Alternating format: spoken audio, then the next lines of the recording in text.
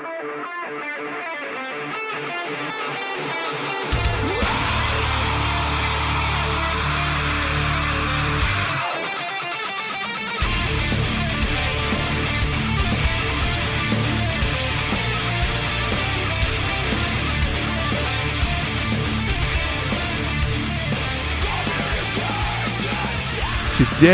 is Wednesday, August 7th, 2024, and this is episode 275 of the Defensive Security Podcast. My name is Jerry Bell, and joining me tonight, as always, is Mr. Andrew Kalat. Good evening, Jerry. How are you? Good, sir. I am amazing. It is blistering hot at the beach, but it's You awesome. are indeed recording from your southern compound. I am. Nice. The Bell Estate South. And Debbie was not an issue. Debbie, not here. We got Right. probably 45 minutes worth of rain. Yeah, it seems at this point in real time stalled out over South Carolina. And It looks flooding. several feet of rain hitting like Savannah, and that is nuts.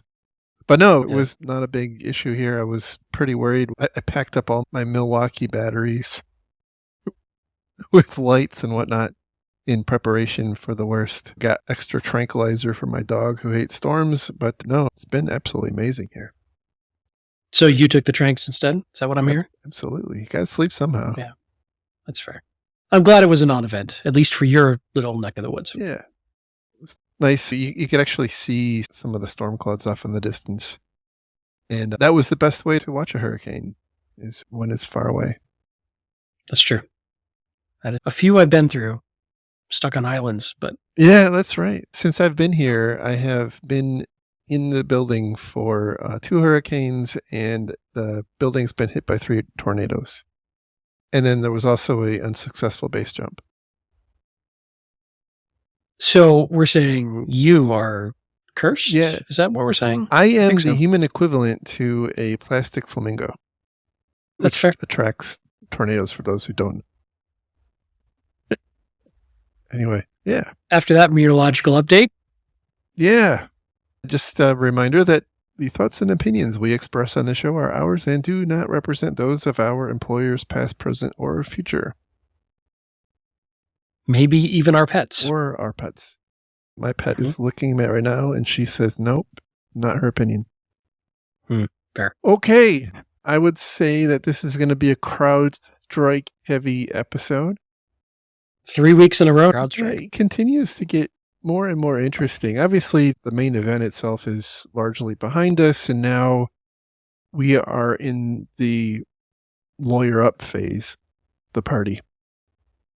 The blame storming The has blame begun. storming has indeed begun. The first topic we have to talk about here is the actual formal full root cause analysis. It was released yesterday by CrowdStrike. And it is a 12-page long document that has lots of marketing fluff in it. And only, I would say, a little bit of substance. I don't think there's anything that is remarkably telling or revolutionary in the document, but it does indicate technically what went wrong, and it gives some indications of the potential improvements for their quality assurance, which I think is where a lot of this went wrong. So I'm not going to go through the details in uber technical specificity, but the net is that this channel file update is for this inter-process communication agent, for lack of a better term, I'll call it. And that agent expects configuration files that have 20 parameters, but through some unfortunate bad planning, their test harness actually was marking the 21st as a catch-all, as an asterisk. It was effectively being marked as not used. And so in this particular update, they actually started using it, and that ended up causing their parser to perform what ultimately ended up being an out-of-bounds read, because that parser wasn't set up to actually read it. And so when that read attempted to happen in kernel space, it tried to access memory, wasn't allowed to access, wasn't located, and that caused the blue screen. And because the same thing happened every time it booted up, you just had this endless boot loop until that particular file got removed. I think the more substantive issue, and that's the kind of thing that can happen. So let me restate that to make sure. The application was expecting a file that had 21 fields in it, and it got a file with 20. Yes. And where it went to read that 21st wasn't allowed to read. And the way that systems protect themselves is to do a kernel panic and shut down if you're trying to read something you're not allowed to read. Yes. If you're in kernel Windows space. basically says something is horrifically wrong. This should not happen. Man, if I went by that criteria, I'd shut down every day. And so if that were to happen in user space, the application that performed that read would crash. But when it happens in kernel space, Windows attempts to protect itself and it blue screens. And so the challenge is that testing harness was built assuming that 21st parameter was always set up as a catch-all. And so effectively was being ignored. And I think there were really two issues here. One was they didn't have a very thorough, their testing harness obviously wasn't properly designed, but then they also did not have staged deployments. Like they have a process where once it goes through that test harness and passes it, it goes out far and wide. There is no staged deployment ring concept that you have in, let's say, Microsoft Windows updates and whatnot. And because of that, it blasted out. Everybody implicitly trusted CrowdStrike updates, and those got applied pretty much as fast as they were delivered, and the rest is now history. I think it's a very complicated series of events that led to this. And I think just reacting to a lot of the zeitgeist in the social media world around this, there's a lot of very angry finger pointing, some of which is probably well warranted. But it's interesting to see how the air chain came together. Mm-hmm. And going back to another area I know a little bit about is like aviation incident investigation and things like when space shuttles explode or fall apart. I've read a lot of books on those and that sort of thing. Anyway, it's interesting how there's very rarely one root cause is where I'm going with this. Usually a series of events, an air chain that led to this situation. If one of these situations have been slightly different, this would have been caught. And all the Swiss cheese holes lined up just right for this situation to happen. I'm not absolving or apologizing for it. It's just interesting how complex these situations truly are compared to how a lot of people will knee-jerk their opinions on things, usually based on their own bias around what they care about. And when I was reading it, it reminded me of the show, I think you've probably watched it too, called Engineering Disasters. Yeah. And the history or the learning in each one of those episodes that a sequence of disconnected things all lined up in just the right way for that disaster to happen. Right. And I think that is definitely what happened here. For everybody involved, but there's a part of me that finds these things fascinating to watch play out. I still think, for me, what is most troublesome, because this is not unprecedented, right? Obviously, the amount of systems that were impacted is unprecedented, but that's probably more a function of how interconnected and dependent we are on computers than any point in time. But what's interesting is that this sort of thing has happened in the past, right? This has happened with Symantec and McAfee and Microsoft probably about 5 or 6 different times, and several others that I'm probably missing. But one of the things that distinguishes this from those is that those were much less impactful because they did staged rollouts. And so when it happened, it was devastating to the people who were among the canaries, that they had the problem. But this is a different thing. I think the fundamental coding and architecture errors are hard to foresee. They're easy to see in hindsight, right? This is like the signal and the noise thing. The failure is easy to identify after the fact because it's obvious. Like you can't, it's so obvious that this was going to happen, but it's only obvious after the fact. Certainly. People weren't looking at it beforehand and saying, oh, we're just going to accept the risk. It wasn't in their mind. And so that part I find less, obviously it is the thing that caused it, but what I find most problematic is the fact that they hadn't adopted what I would call the industry standard practice of the tiered rollouts. I'm sure that was an intentional decision. I obviously don't know for sure. I have no idea about decisions that go on at CrowdStrike. I've never worked there. However, there's, in their mind, I would imagine, a value in not doing it. Sure. So dig, if you will, the picture. They are using these sensors not just to stop things, but also to gather telemetry. These sensors are reporting back to CrowdStrike all the time about potentially malicious or confirmed malicious activity. And then they use that data to shotgun this out. And this is basically like a regex expression they were trying to get out to the world about something they thought was malicious. So their go-to-market strategy is to stop breaches, specifically around ransomware. Right. So their business model is really geared towards ransomware. That's, in my opinion, I'm not speaking for them. It's just my read of it. And they care greatly about stopping ransomware in Windows environments.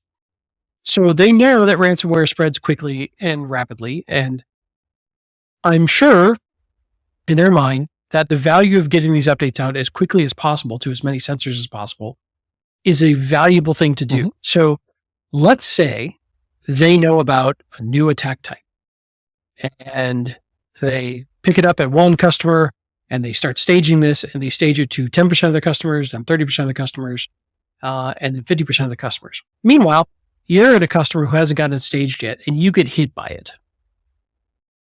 Are you happy with their stage deployment at that point? Probably not. And so I'm just playing devil's advocate a little bit on it probably was an intentional decision to not do staged rollouts. It's not like they just were unaware of that concept.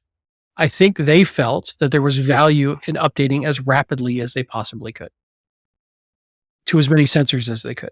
Likely, I would say that is definitely the proof is in the pudding, right? That is exactly what they were doing. In hindsight, it's a bad decision, but it might not have been a bad decision at the time. Inputs as to why they made that call, I guess is what I'm saying. I'm sure there is. And by the way, I'm not advocating for something like what with Microsoft where the rollout happens over the course of days or weeks. I'm more talking about hours. That potentially, in my mind at least, is a happy medium where you could conceivably have canaries that go an hour before the rest of the world, sure. Right?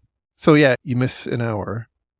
And I'm sure that potentially exposes some number of customers. And maybe this is such a rare thing that 1 hour difference is something that their customers feel important to accept the risk on. I don't know. It's a fair question. They are saying in their root cause analysis that one of the things they will do as part of the mitigation is provide customers more control over the deployment of rapid release content updates. So to me, that means maybe choose when and where rapid release content updates are deployed is what they're saying. Mm-hmm. Like they want to go down that path of, hey, if you want to be as safe as possible from malware, ignoring operational risk, or I should say, minimizing your concern about operational risk, deploy as quick as you can. If you are concerned about operational risk, here's these tools, right? But the trade-off is you might be more exposed to malware risk.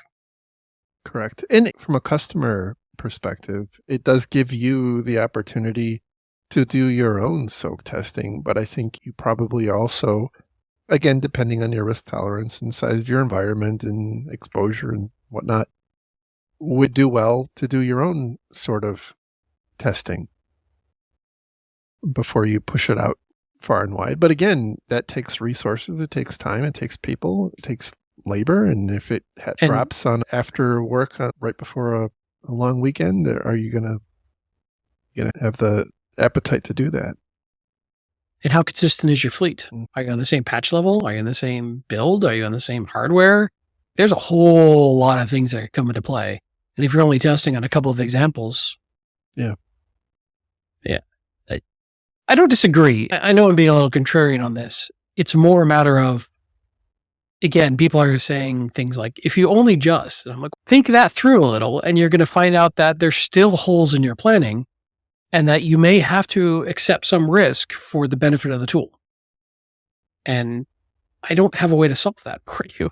There's no perfect answer. It's you've got to figure out that trade-off for your own organization.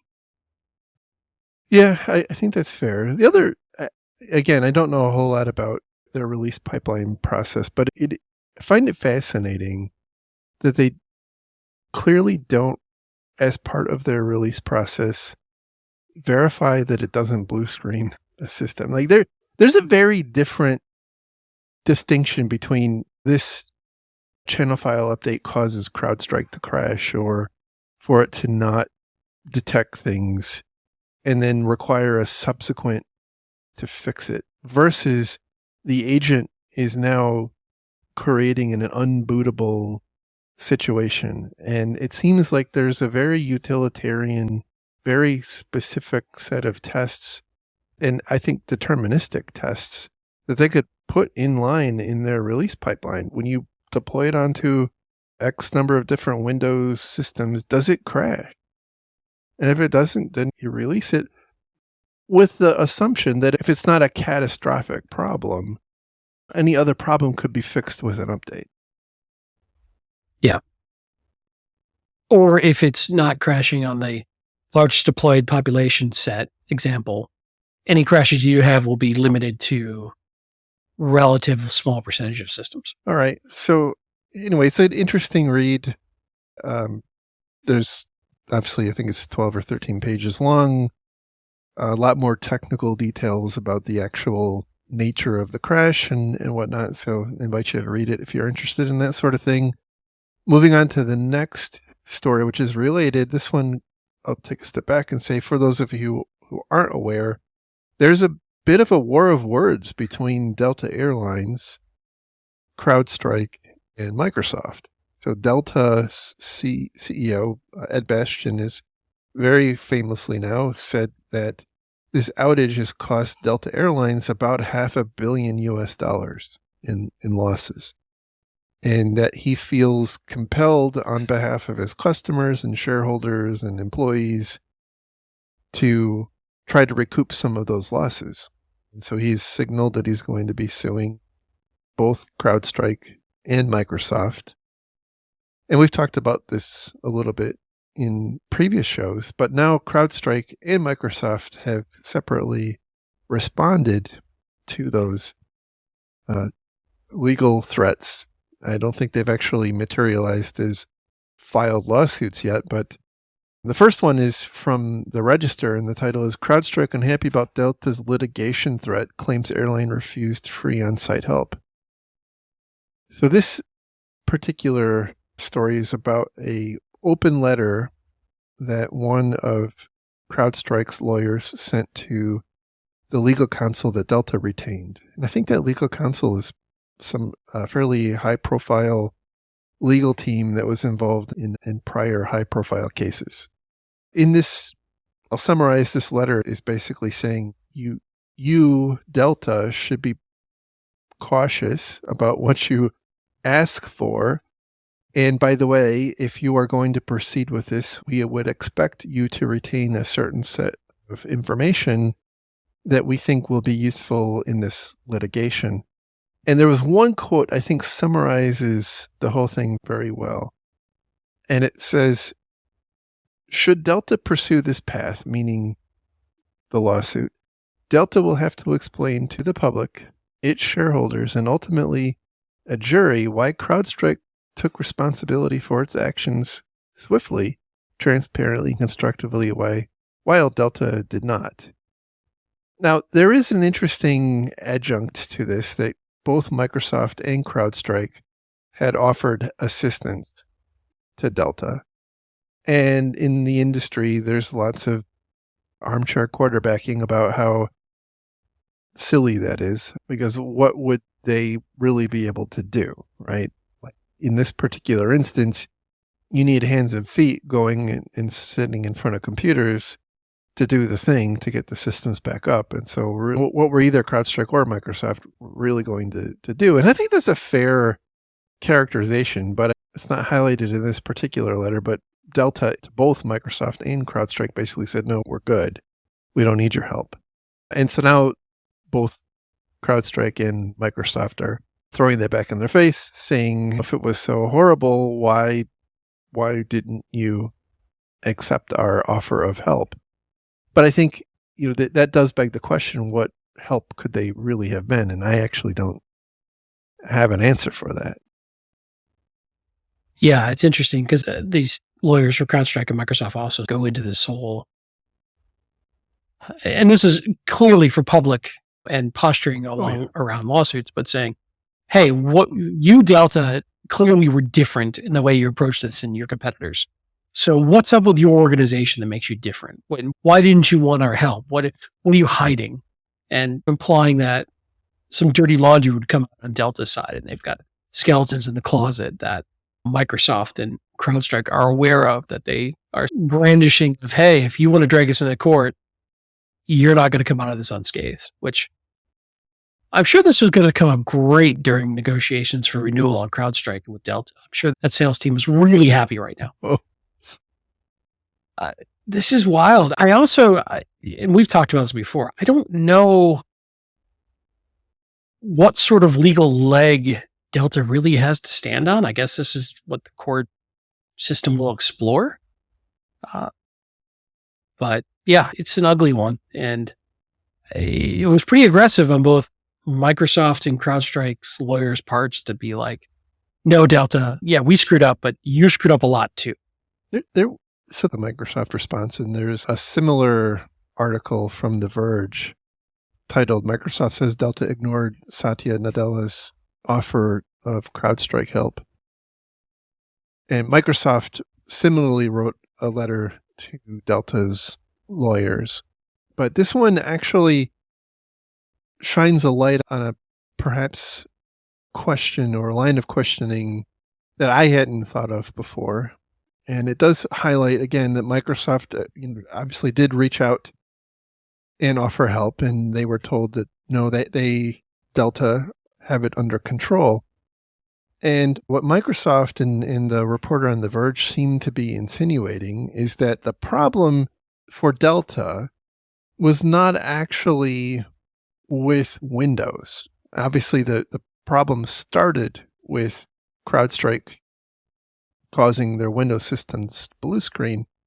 But what they seem to be asserting is that when that happened, it created downstream problems in their legacy infrastructure, which is not based on Windows, and that then had to go get fixed, and that is what took all the time. Now, that is an interesting point, although I will say it stands a little bit in contrast to some of the images that we saw of contractors standing up on ladders in airports rebooting display terminals, I think well after up to a week after the outage. But it's an interesting point. What Microsoft is asserting here is that Delta has chosen not to modernize its IT. And when this incident happened, because of the fragility of their system, they were able to get their Windows systems back up and running relatively fast, as evidenced by their refusal. The problem they had that took all the time was with their old aging IT infrastructure. Now, it's an interesting thing because legally, it almost doesn't matter, because even if that's true and the court finds in favor of Delta, the fact that Delta didn't invest doesn't necessarily absolve either Microsoft or CrowdStrike of anything. But yeah, and Southwest is still running on the Commodore 64, and they were fine. It's true. Counterpoint. It's very true. So do you want the court to find what is due diligence and what is appropriate level of IT modernization. And you really just point a couple times. You don't think this is ever going to go to trial. No, they're trying this in the court of public opinion. This is never going to go to trial. This is going to get settled out of court. None of these parties, maybe Microsoft, I don't know. They may be okay. But certainly CrowdStrike and Delta they're not going to want it to go through the process of discovery and having all of this shit about them and their IT programs and development programs laid bare for the public to see. They're just not going to want that. So I think it's going to get settled out of court. And right now, this is about PR and damage control, and everybody's trying to make sure that we don't have a story about it, but CrowdStrike's shareholders have filed a lawsuit against CrowdStrike for loss of shareholder value. Indeed. It's interesting. So I have one other topic on the CrowdStrike thing before we move on, if you'll indulge me. And I think this is the LinkedIn post, right? I'm going to put these links in the show notes for you. Okay. So Alex Stamos, who's well-known and was at all sorts of interesting organizations, recently joined SentinelOne. SentinelOne is a direct competitor of CrowdStrike, so keep that in mind. And full disclosure, I happen to use SentinelOne, so I know it better, but I don't have any strong opinions one way or the other, but I just want to be transparent about that. Anyway, so about a week ago, Alex put a post out on LinkedIn talking about this outage. So keep in mind, it's coming from a competitor. And he's basically alleging it is false to say this could have happened to anybody. It's clear that CrowdStrike made intentional architectural engineering or process decisions that led to this global catastrophe. All right. And he has a bunch of points, but there's one specifically that I want to drill into here, which is point 4 in this post. And this addresses why are people running at kernel level and why do they have kernel access for these tools? And a lot of people have said, hey, you shouldn't do that. You don't need to do that. You don't do that on Macs. You don't do that on other systems. Why are you doing it on Windows? Point 4, quoting, additionally, there are models for architecting EDR with minimal kernel access, and the team at SentinelOne is, quote, already willing to work with Microsoft on exploring these models, assuming Microsoft holds their own products to the same standards, end quote. So as I think this is a very key point to this entire discussion and this entire debate, because what this is saying, and this goes back to one thing that Microsoft was saying that in 2009, the EU, through antitrust settlement, forced Microsoft, who was competing with the security tooling with other vendors, to give other vendors the exact same access as Microsoft had to the kernel for the efficacy of their security tooling. So when Microsoft is saying, look, we didn't have a choice, the government in the EU made us give folks access to this kernel. And what I'm reading here is Sentinel was saying, we also have access to the kernel because we have to compete with Microsoft's tooling. So if Microsoft is willing to not be in the kernel with their security tooling, we'll do the same. And that is calling attention, I think, to there's obviously some benefit to running your security tooling at the kernel level if they're worried about competing with Microsoft, who has kernel access, and they wouldn't. When I read that, the whole thing is interesting because it's coming from a competitor of CrowdStrike. Mm-hmm. And so I come back to my new favorite legal term, which is corporate puffery. Indeed. And I see corporate puffery. Obviously, there's some well-founded points in here. But I will say that the first point and that fourth point stand in contrast to each other. Because on the one hand, they seem to be saying nobody else is doing it that way. CrowdStrike is standing alone in how they do this. And by the way, we look forward to working with Microsoft to figure out how we can also not do it. Right. I don't know. It's an interesting point. There is an associated video where Alex talks a bit more about his thoughts in depth. I think it fundamentally isn't wrong. If there is an alternative way to do this, is safer outside the kernel, and we don't lose visibility, we should be doing that. Yeah, visibility, speed, severity of impact of the agent. There's multiple things there. And I just think that there's more at play here than just we chose to do it because it was easier. I think there's a competition issue here with Microsoft. Yeah. There was one point in here that I wanted to talk about. Because I picked up on his second point, which is, quote, "It is dangerous to claim that any security product could have caused this global outage because you're telling CEOs, CIOs, and boards around the world that it is highly risky to deploy advanced security products. In the long run, that makes the world harder to defend and less secure." So I don't disagree conceptually. Like, we shouldn't be doing things that make our job harder, but we also shouldn't be sugarcoating things and telling our senior leadership that there is no risk. The other thing I find interesting about this point that is not ever included in these conversations is the cost of the software. So I'm looking up numbers here. Don't quote me, but I'm in the right area. Let's say for the average company, the average CrowdStrike agent per host, again, I'm making up numbers, but just work with me. $50 a head, right? So probably more than that, but let's just say it's $50 a unit. What if I offered you $1,000 a unit, but I promise you it'll never crash? Is it worth it to you? I've got to apply so many more resources and so much more time and so much more energy to do that extra checking, and I'm going to develop slower and I'm going to be behind everybody else, but it's more stable. Is it worth it to you? There has to be that trade-off. There has to be that question of speed versus cost versus stability. And we never had it. I think it just becomes unaffordable, right? It's Right. not a, do I want it? Do I think it would be, is it necessary?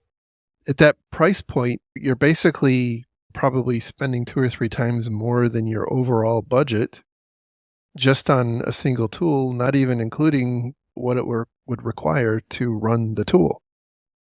So Sure. I think it would be awesome to have aviation life safety grade stuff, but it's really not, it's not practical. But I guess And that's my point. Do we acknowledge that ever? That, hey, look, there are folks who develop things that run aircraft that cost many multiples of standard software development because of life grade. I used a good term that I was blanked on. That isn't affordable for the average generic system. Is it then fair to assume that they would have the same stability as that highly refined, or however you want to say it, system?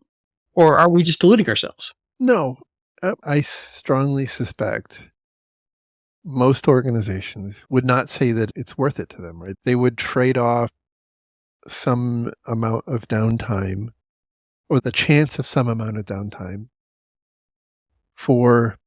to be able to, A, not spend that exorbitant amount of money, and also to have generally a reasonable amount of protection in place, which I think is the implicit or the tacit trade-off that we've made. The thing that I guess is concerning to me is that this particular bullet seems to be asserting that we shouldn't be upfront about the potential downside, right? I think what Alex, and again, I didn't talk to Alex, I don't know Alex, but I think what he's trying to say is we have a hard enough time as it is.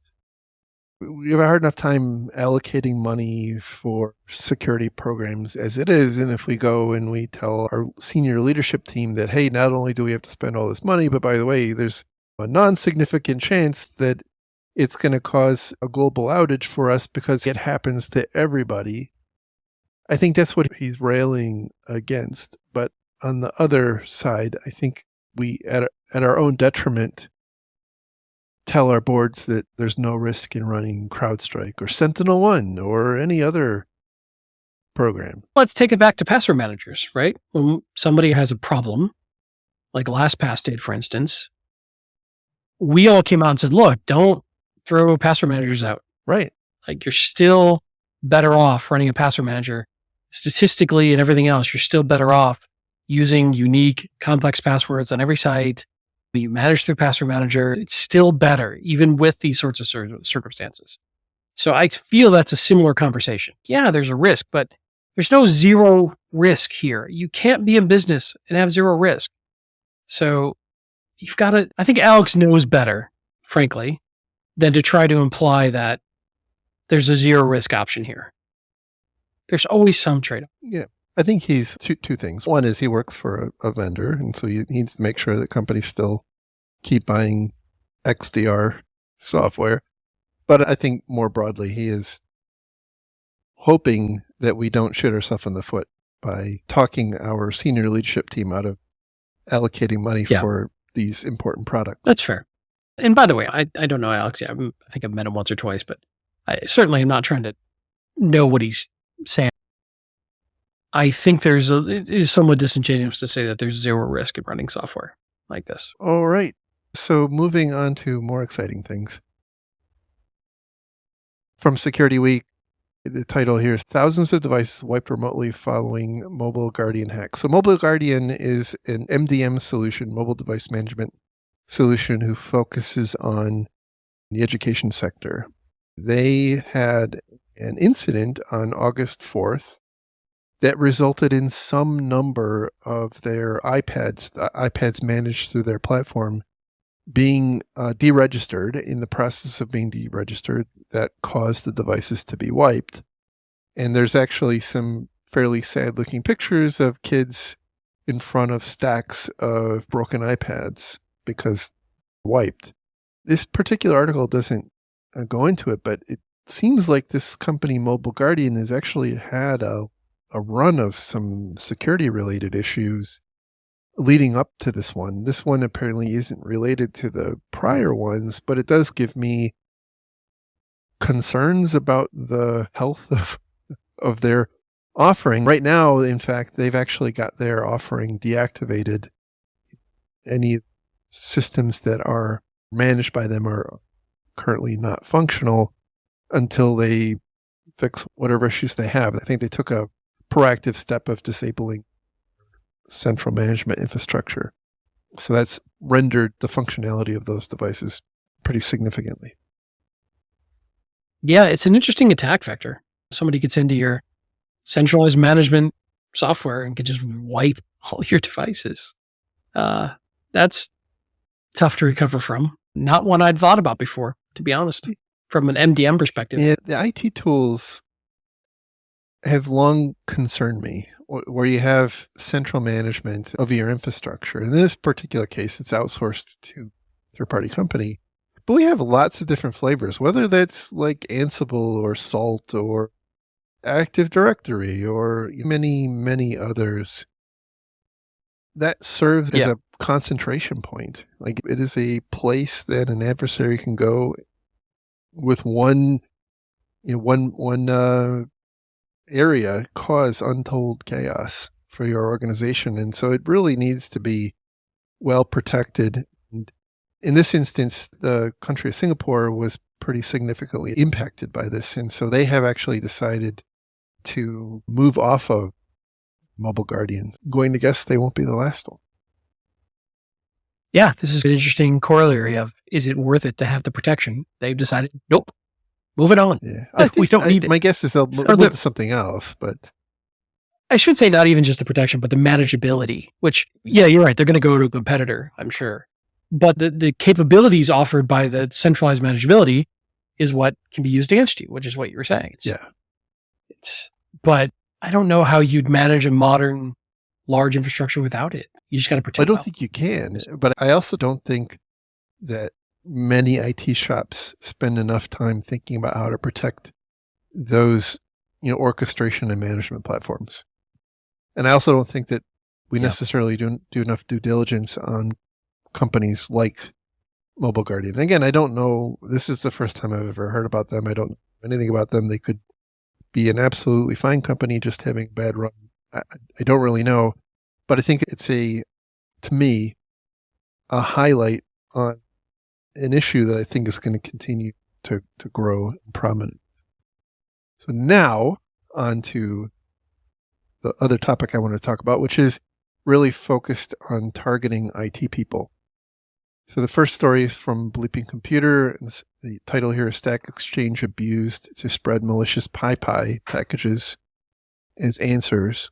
And again, this is not a massive attack here, but I thought the technique was super interesting and worth talking about.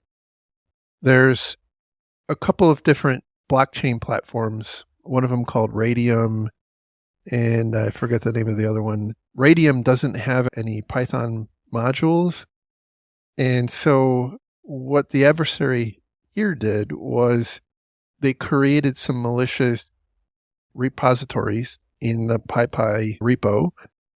And then they created a whole bunch of fake accounts on Stack Exchange, and they started answering questions, and they started basically talking up how to use these bogus packages that they uploaded into the PyPy repo. And it worked. They got almost 2,100 downloads. That's actually really what we're up to with the show. It's a long con to start telling people to go install malware. Once we've gotten over 5,000 episodes out and people trust us, that's what we're doing. We'll be there sometime around 2050. But it's wild, yeah. They're abusing the reputational trust that comes with that platform of valid, appropriate answers. And, oh yeah, it's like the easy button to go find an answer. And yeah, I trust it. Right. You get some malware. Have a nice day. Yeah. So this particular one was capturing credentials and other sensitive information out of big crypto wallets, Telegram, and other instant messaging software, and then also information out of browsers. But what I thought was quite interesting was that it was focused on developers. It was targeted at developers. And as I guess now the former CISO, this causes me a lot of concern, right? That you have a population of developers who are, I would argue, what makes an effective developer these days is figuring out how to get efficient answers to your technical problems. Like, you can't hire developers that know everything, that are completely prescient and omnipotent. The average IT person is an effective IT person because they know where to go to get the answers to the problems they have, whether that's programming or system administration or help desk or anything like that. And this worries me. And I think we have to be very cognizant of this trend going forward. And I think in the near term, we at least have to be incorporating something about this into our security education for developers. But I think this is probably going to come up more broadly. And that, by the way, dovetails into the other way that it manifests or has manifested. And I'm sure there's lots more ways. This one also comes from Bleeping Computer, and the title is Ransomware Game Time Targets IT Workers with New Sharp Rhino Malware. And this is more of a watering hole it's watering hole SEO, domain hijacking, where they are purporting to be the angry IP scanner. They're doing typo squatting or malicious ad buys, trying to divert you, the IT person, to a malicious website that they control that looks like the legitimate source, the angry IP scanner, for you to download. And somebody who's downloading that in the context of an IT or a security person in a company, probably more often than not, has some sort of elevated privileges because they're probably trying to get that to do some important IT work. Indeed. Between the two, I think we should expect an increased focus on targeting IT workers. I think we've seen IT people being targeted by more sophisticated adversaries for quite some time. What I think is becoming more novel is that this is really becoming a commodity type attack tactic where you've got like lower tier ransomware actors and people trying to steal crypto wallets actually targeting IT people. So I think we're almost certainly going to see more and more, criminal elements coming in and using these sorts of tactics to try to infiltrate. We know that entry as a service, or that initial entry point into an organization, is part of the industrialization of the attack chain. Or you can, as a ransomware actor or as somebody trying to steal intellectual property, go and buy access. So you've got bad actors who are trying to find ways of infiltrating companies. And this, I think, is going to become a much more prominent and effective way in the future, because we IT people hold ourselves in high regard in our ability to not fall for stuff. Believe me, it happens. Yeah. And the bad guys can keep getting more sophisticated and keep trying different tactics. And eventually they start to hit on things that work for a while. Yeah. Or catch certain people at a certain time in a certain set of stressors or certain circumstances that just, I was curious going back to the malicious pie packages. I do wonder if any static code analysis tools would have picked that up. I don't know. Maybe I'll play with that. Yes. Or that sort of thing. They were not detected by like when the normal anti-malware. But yeah, I don't know if they would have been detected by your Aquas and right. whatnot. And is it worth having a process of any third-party code that you bring in, scan? I don't know. I'm just musing out loud here. I honestly don't know.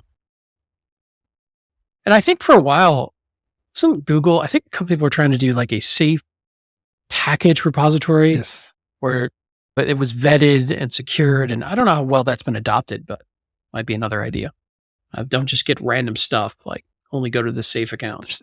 But that may slow you down, right? You may not be able to answer all the questions you need that way, and you may not find what you need there. There's a lot of focus on supply chain. And I think we're seeing a lot more focus on supply chain security as it pertains to open source. But my observation is that tends to focus more on products where we're to some extent becoming compelled to care about this. Because, for example, the US government has created some regulatory hoopla where you now have to create SBOMs and you have to make attestations about the integrity of your software development practice and whatnot. So I think in certain contexts that makes sense, but there's a lot of companies that have a lot of developers that don't make products for sale or offer services for sale. We have huge numbers of people creating internal applications and whatnot. And I think it's going to be a very long time before we see that kind of maturity being applied to purely internal operation. Yeah, that's fair. And these are also expensive sort of things to ask an organization to do. You'd have to be pretty mature and pretty well staffed and well funded to do some of these things too. I definitely agree, but I think we have to be mindful about the ecosystem that we operate our, what I'll call privileged users. Right? It goes back to that quote, with great power comes great responsibility. If you're going to have IT people with elevated privileges, they should have to operate within a tighter set of parameters. And whether that's the context of what Microsoft used to call their red forest, I forget what they call it these days, I'm getting old. But I think it's very difficult to combat all of different ways these things can manifest. And in particular, a lot of companies aren't going to have the tolerance to stop their employees from leveraging open source that way. But that doesn't mean that we get to throw up our hands and say it's just too hard. I think it means that we need to take a different look at how we construct our environment in a way that is more tolerant to the problems that can come from this sort of thing. Yep. I would agree.